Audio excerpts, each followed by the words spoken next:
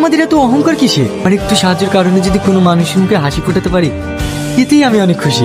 সত্যি আপনার তুলনা নেই। চল বিশু। পল্লবী, একজন মেয়ের জীবনে কি প্রয়োজন বলো তো? কি ম্যাডাম? একজন সত্যিকারের মনের মানুষ।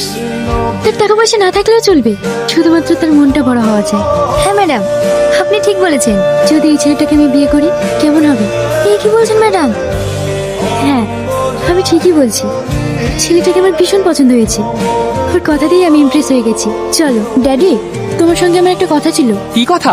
আমি বিয়ে করতে চাই। তো খুশির খবর, তাহলে আজই আমার বন্ধুকে ফোন করে ব্যাপারটা জানাচ্ছি। ড্যাডি, তোমার বন্ধু ছেলে কিনা?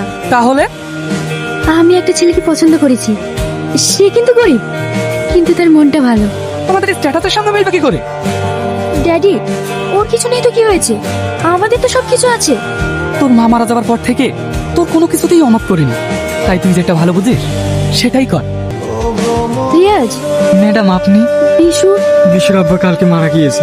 তোমাকে একটা কথা বলার জন্য এসেছিলাম, কিন্তু এই মুহূর্তে তোমাকে যে কিভাবে বলি। কি কথা?